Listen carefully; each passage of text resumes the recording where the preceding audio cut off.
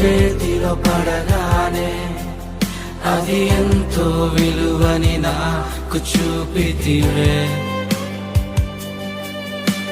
జీవమే లేని నాలోని జీవమును నింపుటకు నీ జీవితాన్నే తారబోసితివే.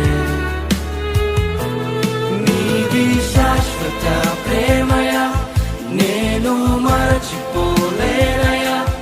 ఎన్ని యుగాలైనా మారదు.